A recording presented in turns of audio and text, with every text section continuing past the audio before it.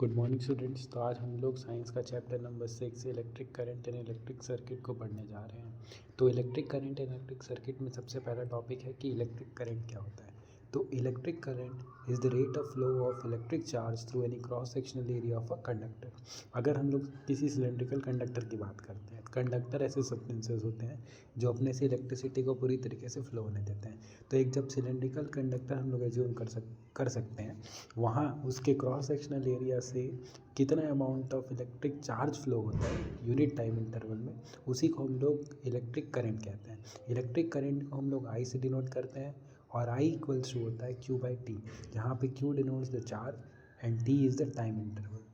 तो जो ऐसा यूनिट होता है करंट का वो है एम्पियर।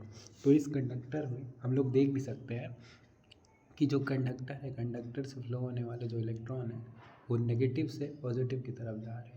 तो ये फ्लो ऑफ इलेक्ट्रॉन को डिनोट कर रहा है, और वहीं जो फ्लो ऑफ इलेक्ट्रिक करंट है वो हमेशा पॉजिटिव टू नेगेटिव होता है। तो इस तरीके से जो फ्लो ऑफ इलेक्ट्रॉन है वो और फ्लो ऑफ इलेक्ट्रिक करंट है वो दोनों एक दूसरे के अपोजिट होता है। इसका मतलब दोनों का डायरेक्शन अपोजिट होता है। तो अब हम लोग देखते हैं इलेक्ट्रिसिटी। इलेक्ट्रिसिटी एक्चुअल में दो टाइप में बांटा जा सकता है, एक होता है स्टैटिक इलेक्ट्रिसिटी और एक होता है करंट इलेक्ट्रिसिटी। स्टैटिक इलेक्ट्रिसिटी वो इलेक्ट्रिसिटी है जिसमें इलेक्ट्रॉन्स एक्चुअली मूव नहीं करता है, वो अपनी जगह पे स्टेशनरी रहता है। और current electricity is the actual movement of electron. तो जब हम लोग किसी बलून को हमारे हेयर्स के अगेंस्ट रब करते हैं, या स्टैटिक इलेक्ट्रिसिटी हम लोग देखते हैं जैसे चेयर में जब हम लोग बैठ जाते हैं तो हमारे हैंड जो है, हाथ हमारा अगर चेयर से रब होता है तो हमारे हाथ का जो बाल होता है वो भी राइज़ हो जाता है। या फिर ये जो हम लोग कॉटन कपड़े पहनते हैं जब उसको निकालते हैं तो एक क्रैकिंग साउंड आता है। ये सारी चीज़ें जो है स्टैटिक इलेक्ट्रिसिटी के एग्जांपल है। या फिर आपने निंजा हथौड़ी तो देखा ही होगा, उसमें कीओ जो रहता है वो स्टैटिक इलेक्ट्रिसिटी जनरेट करता है जब वो ग्लास को अपने बालों के ऊपर रब करता है। तो वहाँ से जो इलेक्ट्रिसिटी जनरेट होता है स्टैटिक इलेक्ट्रिसिटी। स्टैटिक का मतलब ये होता है स्टेशनरी, मतलब यहाँ पे चार्जेस मूव नहीं करेंगे। Now current electricity. Current electricity is the actual movement of electron. इसमें इलेक्ट्रॉन जो है वो one part two another part move करेगी। जैसे कि हम लोगों ने देखा था कंडक्टर में अभी मूव किया था, इलेक्ट्रॉन जो है one part two another part. जो हमारे घर में वायरिंग होता है उसमें भी इलेक्ट्रॉन का मूवमेंट होता है। जैसे यहाँ पे एग्जाम्पल में लिखा है flow of electron through a light bulb when we switch it on. तो जैसे ही हम लोग बल्ब को स्विच ऑन करते हैं तो एक्चुअल में इलेक्ट्रॉन जो है वो फ्लो होने लगता है, और इलेक्ट्रॉन के फ्लो होने के कारण वहाँ पे इलेक्ट्रिसिटी जनरेट होता है और बल्ब जो है हम लोग को लाइट एनर्जी प्रोवाइड करता है। अब इलेक्ट्रिक करंट जो है उसका ऐसा यूनिट जैसे कि मैंने बताया पहले भी एम्पियर है। अब एक टर्म है स्केलर क्वांटिटी। तो इलेक्ट्रिकल एनर्जी जो है या इलेक्ट्रिसिटी है वो एक स्केलर क्वांटिटी है। अब हम लोगों ने स्केलर क्वांटिटी और वेक्टर क्वांटिटी नाइन्थ में भी पढ़ा है, फिर भी मैं एक बार रिवाइज करा देता हूँ कि स्केलर क्वांटिटी ऐसी क्वांटिटीज़ होती हैं जिनमें सिर्फ मैग्नीट्यूड होता है। मैग्नीट्यूड का मतलब कोई भी एक मैथमेटिकल वैल्यू हो सकता है। जैसे कि अगर हम लोग मास की बात करें तो किसी भी ऑब्जेक्ट का मास जो होता है वो केजी से हम लोग डिनोट करते हैं। तो 5 केजी 10 केजी ये सिर्फ क्या है, एक मैथमेटिकल वैल्यू है।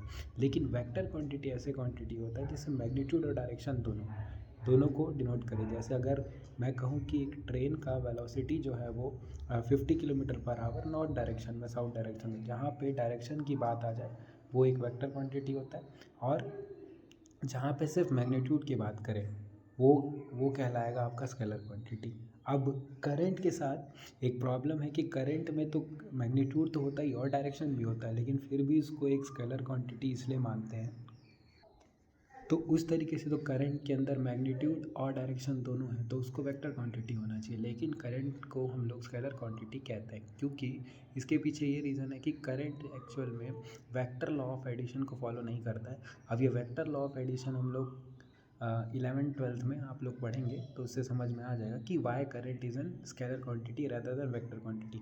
अभी हम लोग बस ये समझ सकते हैं कि वेक्टर लॉ के एडिशन को वो फॉलो नहीं करता, इस कारण से वो एक स्केलर क्वांटिटी है।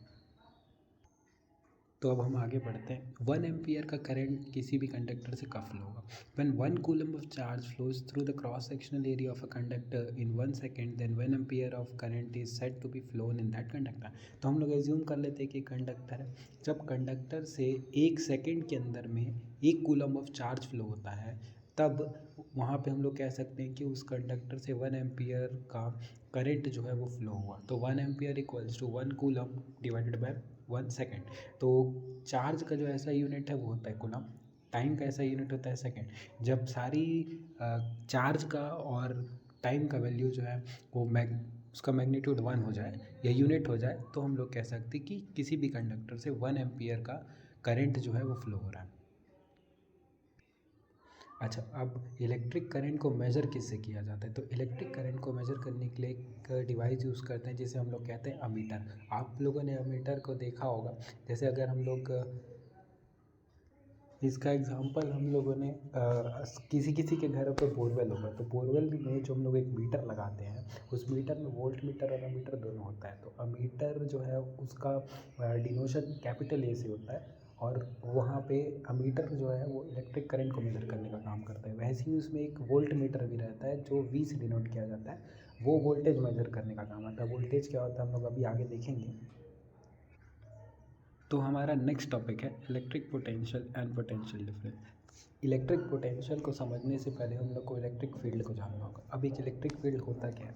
तो जैसे हम लोग एज्यूम कर लेते हैं कि एक चार्ज है, तो चार्ज के आसपास का वो एरिया जहाँ तक उसका पावर फैला हुआ होता है, उसी को हम लोग इलेक्ट्रिक फील्ड कहते हैं। इसका एग्जांपल हम लोग ऐसे ले सकते हैं कि अगर हर गली में एक कुत्ता होता है, उस कुत्ते का एक एरिया होता है जहाँ तक उसका पावर रहता है, और जैसे ही उसके एरिया में कोई और दूसरा कुत्ता आता है या डॉग आता है, तो वो उसको उस पर अपना इफ़ेक्ट दिखाना शुरू कर देता है।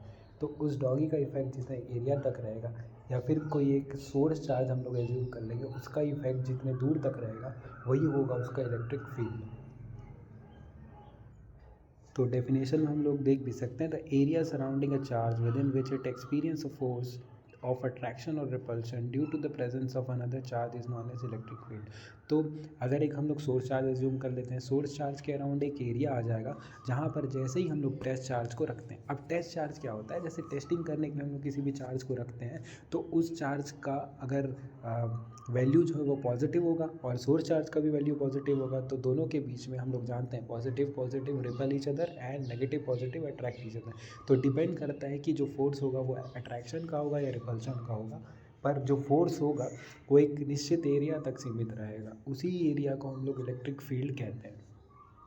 अब इलेक्ट्रिक फील्ड इंटेंसिटी क्या होता है? The force experienced bye next topic is electric field intensity. The force experienced by a charge when it is kept inside or at any point in an electric field is known as electric field intensity।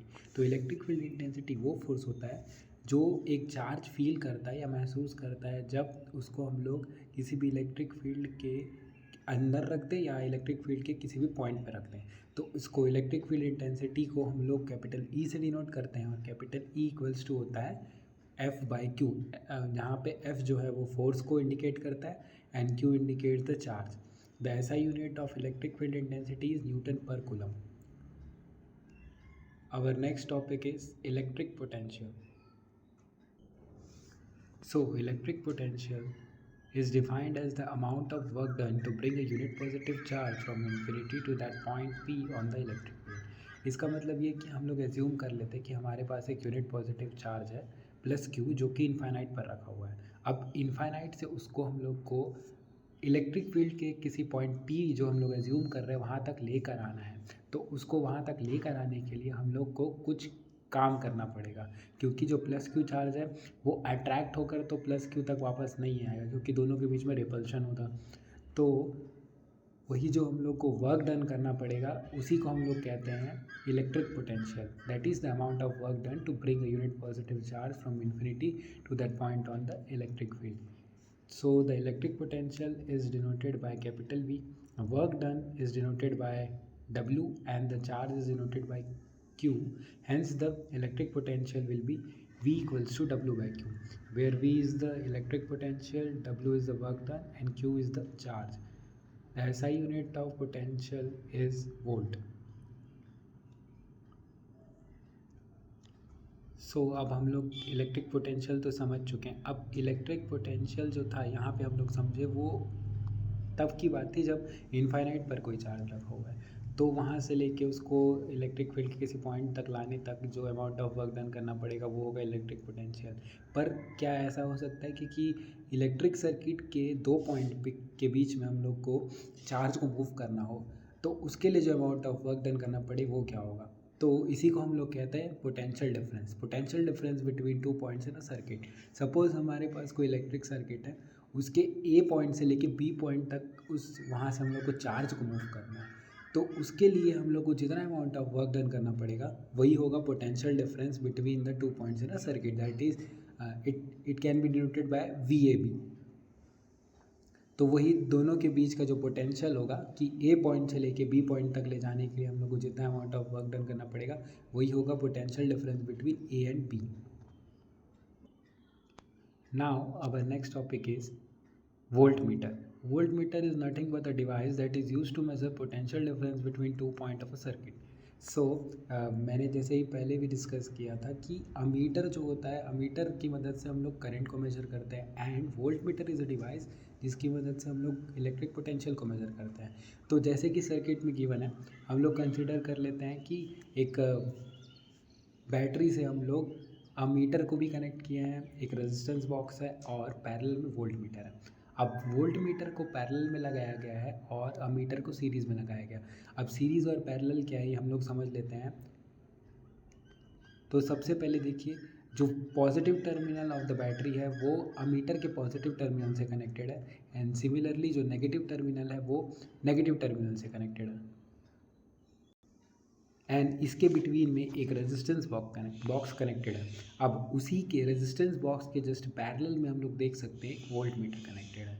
अब connection, the positive terminal of a voltmeter is connected to the terminal of battery, positive terminal of the battery or cell and the negative terminal is attached to the negative terminal of the cell in a parallel combination। तो यहाँ पे volt meter का connection भी positive terminal का connection positive से है और negative का नेगेटिव से है। पर इस केस में जो वोल्ट मीटर को लगाया गया वो रेजिस्टेंस बॉक्स के पैरेलल में लगाया गया। अब वोल्ट मीटर को पैरेलल में लगा के हम लोग वोल्टेज को मेजर करेंगे और अमीटर को सीरीज़ में लगा के हम लोग करंट को मेजर करेंगे। सो वोल्ट मीटर जो भी रीडिंग दिखाएगा वो वोल्ट में दिखाएगा। जैसे कि मैंने पहले ही बताया, SI unit of potential difference is volt. So जो भी वोल्ट मीटर रीडिंग दिखाएगा वो वोल्ट में दिखाएगा। अब electric potential at the positive terminal is greater than the potential at the negative terminal. तो हम लोग को ये बात पता होनी चाहिए कि जो भी पॉजिटिव टर्मिनल में पोटेंशियल होगा वो ज़्यादा होगा compare to potential at the negative terminal. Our next topic is ammeter. अब हम लोग ने वोल्ट मीटर का कनेक्शन तो देख लिया, अब हम लोग देखते हैं कि अमीटर को कैसे कनेक्ट किया जाता है। तो अमीटर सबसे पहले तो एक ऐसा डिवाइस होता है जिसकी मदद से हम लोग इलेक्ट्रिक करंट को मेज़र करने के लिए यूज़ करते हैं या मेज़र कर पाते हैं। इसका connection, the positive terminal of the ammeter is connected to the positive terminal of the battery and the negative terminal is connected to the negative terminal in a series combination. तो positive का connection positive से होगा, negative का connection negative से होगा, लेकिन यहाँ पे जो कॉम्बिनेशन है वो सीरीज़ में होगा। सीरीज़ का मतलब होता है एक लाइन से। जैसे कि हम लोग वोल्ट मीटर में देखे थे तो वोल्ट मीटर को हम लोग पैरेलल में लगाए थे, अलग से एक लाइन ड्रॉ किया था और वोल्ट मीटर को पैरेलल में लगाया था, एक के ऊपर एक, जैसे रेजिस्टेंस बॉक्स के जस्ट नीचे। पर अमीटर के केस में हम लोग रेजिस्टेंस बॉक्स के साथ ही और बैटरी के साथ ही एक सीध में लगाएंगे। तो ये सीरीज़ कॉम्बिनेशन और पैरेलल कॉम्बिनेशन हम लोग आगे देखेंगे तो वो और क्लियर हो जाएगा।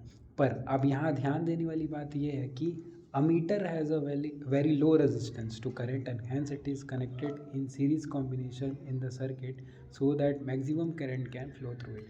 अब अमीटर का काम होता है करंट को मेजर करना और रेजिस्टेंस एक ऐसा चीज़ होता है जो करंट को फुल्ली अपोज करता है। अभी हम लोग आगे देखेंगे। तो अमीटर जो है इसका रेजिस्टेंस लो होना चाहिए ताकि वो पूरी तरीके से सिर्फ और सिर्फ करंट को मेजर कर पाए। तो इसी कारण से अमीटर को सीरीज़ में कनेक्ट किया जाता है ताकि वो पूरी तरीके से मैक्सिमम जो भी करंट उस सीरीज़ में फ्लो हो रहा हो उसको मेजर कर पाए। वहीं voltmeter is connected in parallel to measure voltage और potential difference accurately. It has a very high resistance so it cannot be connected in series, otherwise it will damage the circuit। अब volt meter को parallel में connect करने का reason ये है कि जो वोल्ट मीटर होता है उसका रेजिस्टेंस जो होता है वो बहुत हाई होता है। एक्चुअल में वोल्ट मीटर जो है वो वोल्टेज को मेजर करने के लिए यूज़ किया जाता है, तो वो रेजिस्टेंस को बहुत हाई रखता है ताकि करंट की वैल्यू जो है वो कम हो जाए और हम लोग पूरी तरीके से सिर्फ वोल्टेज को नाप पाएँ। इस कारण से वोल्ट मीटर को पैरेलल में लगाया जाता है और अमीटर को सीरीज़ में लगाया जाता है। अब क्वेश्चन ये पूछता है कि वोल्ट मीटर और अमीटर को अमीटर को सीरीज़ में ही क्यों लगाते हैं और वोल्ट मीटर को पैरेलल में क्यों लगाते हैं। होप आपको ये जो डिफरेंस है ये समझ आ गया होगा। अगर हम लोग इसका जस्ट अपोजिट करेंगे, यानी कि अमीटर को पैरेलल में लगा दें और वोल्ट मीटर को सीरीज़ में लगा दें, तो इससे डायरेक्टली हमारा जो सर्किट है वो पूरी तरीके से डैमेज हो जाएगा। जैसे कि वोल्ट मीटर को हम लोग सीरीज़ में लगा देंगे तो क्योंकि उसका रेजिस्टेंस बहुत हाई है तो वो क्या करेगा, सर्किट को डैमेज कर सकता है। और सिमिलरली अगर अमीटर को हम लोग पैरेलल में लगा देंगे तो वहाँ पे रेजिस्टेंस जो है उसका वैल्यू ज़ीरो होने के कारण करंट से शॉर्ट सर्किट होकर जो सर्किट है वो डैमेज हो सकता है या जल सकता है। अब हम लोग यहाँ पे देख सकते हैं एक वोल्ट मीटर और एक अमीटर को। तो वोल्ट मीटर में रीडिंग दिया रहता है 0, 100, 20, 300 वोल्ट। तो ये आप जैसे कि मैंने बताया था, ये आपको बोर का जो मशीन बोर होता है, बोर में एक तो ये बोर की मशीन में हम लोग को देखने को मिल जाता है। जब हम लोग बोर स्टार्ट करते हैं तो वहाँ पे जैसे कि अगर हमारे घर में नॉर्मली का वोल्टेज की बात करें तो नॉर्मल वोल्टेज 210 टू 220 के बीच में होता है, 20 वोल्ट। तो ये वोल्ट मीटर वैसे ही रीडिंग शो करेगा और करंट का वैल्यू भी वहाँ पे दिखा देता है। तो अमीटर और वोल्ट मीटर आप लोग को देखने को मिल जाएगा। वो वोल्ट मीटर में वी जो लगा हुआ है वो इंडिकेट कर रहा है वोल्ट मीटर या वोल्टेज को, और अमीटर का ए जो है वो हमारे इलेक्ट्रिक करंट के लिए है। So our next topic is voltage drop. तो जब हम लोग एक सर्किट के अंदर पॉजिटिव टर्मिनल से नेगेटिव टर्मिनल की तरफ जाते हैं बैटरी के, तो यहाँ पे क्या होता है, पोटेंशियल डिफरेंस जो है ना वो क्रिएट हो जाता है। इसी पोटेंशियल डिफरेंस को वोल्टेज ड्रॉप भी कहते हैं। ऐसा इसलिए होता है क्योंकि अभी थोड़ी देर पहले हम लोगों ने देखा था वोल्टेज ड्रॉप एक्चुअल में पोटेंशियल डिफरेंस के गैप के कारण होता है। जैसे कि मैंने बताया भी था पहले कि वोल्टेज जो है वो पॉजिटिव टर्मिनल का वोल्टेज नेगेटिव टर्मिनल के वोल्टेज से ज़्यादा होता है। इस कारण से वहाँ पे एक वोल्टेज ड्रॉप क्रिएट हो जाता है या पोटेंशियल डिफरेंस क्रिएट हो जाता है, जिसको टेक्निकल टर्म में वोल्टेज ड्रॉप भी कहते हैं। अब नेक्स्ट टॉपिक है ओम्स लॉ। तो ओम्स लॉ जो है इसको समझने के लिए हम लोग दो टर्म को पहले समझ लेते हैं कि पोटेंशियल डिफरेंस और इलेक्ट्रिक करंट। तो पोटेंशियल डिफरेंस और इलेक्ट्रिक करंट तो हम लोग पहले भी देख चुके हैं। तो अगर इन दोनों का रिलेशन समझ गए तो फिर हमारे पास एक टर्म आएगा जिसको हम लोग बोलेंगे रेजिस्टेंस। जैसे कि मैंने थोड़ी देर पहले बताया था, resistance is nothing but a obstruction to the flow of electric current. जैसे रोड में हम लोग स्पीड ब्रेकर की बात करते हैं, स्पीड कंट्रोल करने के लिए स्पीड ब्रेकर होता है, वैसे ही करंट को कंट्रोल करने के लिए एक रेजिस्टेंस का यूज़ किया जाता है। तो ओम नाम के जो साइंटिस्ट थे उन्होंने एक एक्सपेरिमेंट किया था और उन्होंने उस एक्सपेरिमेंट के द्वारा ये बताया कि जो भी इलेक्ट्रिक सर्किट के अंदर पोटेंशियल डिफरेंस होता है और इलेक्ट्रिक करंट होता है, उन दोनों के बीच में एक डायरेक्ट रिलेशन है। जितना ज़्यादा हम लोग वोल्टेज को बढ़ाएंगे उतना ज़्यादा इलेक्ट्रिक करंट बढ़ेगा, provided that physical condition and temperature remains constant. तो ये स्टेटमेंट है ओम्स लॉ का। Ohm's law states that the voltage across a conductor is directly proportional to the current flowing through it, provided that physical condition and temperature remains constant. तो ये जो Ohm's law है ये इस बात पे डिपेंडेंट है कि फिजिकल कंडीशन और टेम्परेचर जो है वो कांस्टेंट बना रहा है। तो मैथमेटिकली इसको हम लोग लिख सकते हैं V is directly proportional to I, और डायरेक्टली प्रोपोर्शनल के सिंबल को हटाने के लिए हम लोग एक कांस्टेंट लेते हैं जिसको हम लोग टर्म करते हैं रेजिस्टेंस। तो V equals to I R, जहाँ पे V जो है वो इलेक्ट्रिक पोटेंशियल है, R जो है वो रेजिस्टेंस है और I is the electric current. तो जो ओम ने एक्सपेरिमेंट किया था उस एक्सपेरिमेंट में जैसे जैसे उन्होंने इलेक्ट्रिक करंट की वैल्यू राइज़ की तो उन्होंने देखा कि जो पोटेंशियल है वो अपने आप राइज़ हो रहा है। तो जितना ज़्यादा हम लोग इलेक्ट्रिक करंट को राइज़ कर रहे थे उतना ज़्यादा पोटेंशियल डिफरेंस का जो वैल्यू है वो बढ़ते जा रहा था। तो जैसे ही उन्होंने सारे टर्म्स को एक ग्राफ के रूप में प्लॉट किया तो उन्होंने पाया कि उनको एक स्ट्रेट लाइन मिला। तो इससे ये समझ में आ गया कि वोल्टेज और इलेक्ट्रिक करंट के बीच में एक डायरेक्ट रिलेशन है कि दोनों एक दूसरे पर इंटरडिपेंडेंट है। जितना ज़्यादा इलेक्ट्रिक करंट का वैल्यू होगा उतना ज़्यादा पोटेंशियल डिफरेंस होगा। सो रेजिस्टेंस जो है, resistance is nothing but an obstruction to the flow of electric current. ये टर्म को आपको समझना बहुत ज़रूरी है क्योंकि एक इंपॉर्टेंट टॉपिक है। तो वहाँ से एक फार्मूला आ जाता है ओम्स लॉ का, V equal to I R. और जो SI यूनिट है रेजिस्टेंस का, क्योंकि ओम ने उसके बारे में बताया था तो उनके नाम से ही उसका SI यूनिट भी रख दिया गया ओम।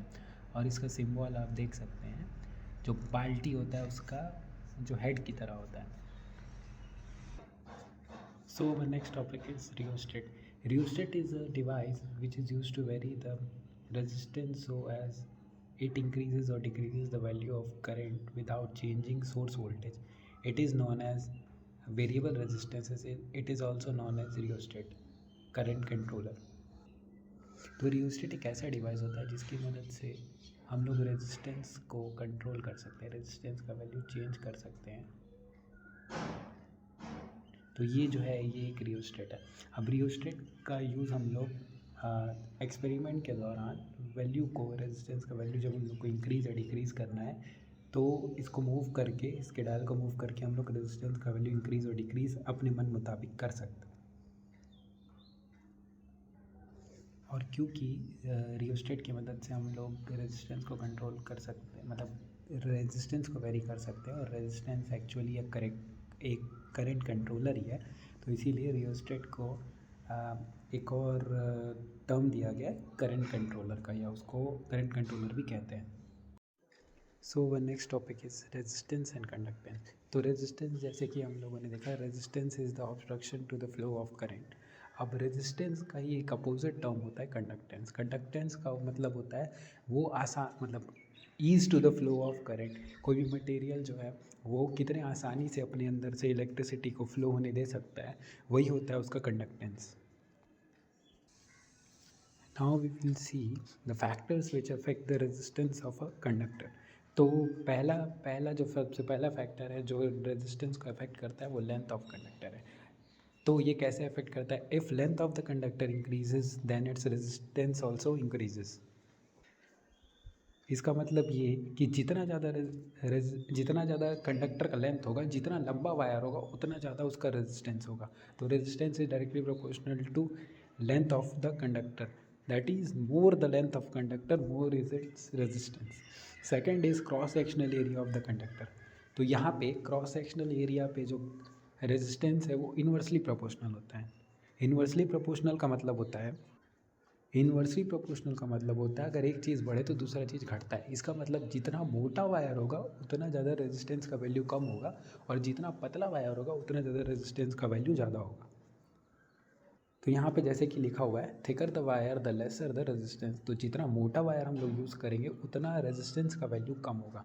इसलिए आप लोगों ने देखा होगा जो ट्रांसमिशन लाइन होता है या बड़े बड़े जो टावर लगे रहते हैं, वहाँ से आप लोगों ने देखा होगा फीडर लाइन्स आते हैं। वो लाइन जो रहते हैं या अपने घर के आसपास जो तार हम लोग देखते हैं जो ट्रांसफार्मर के आसपास रहता है, वो मोटे होते हैं।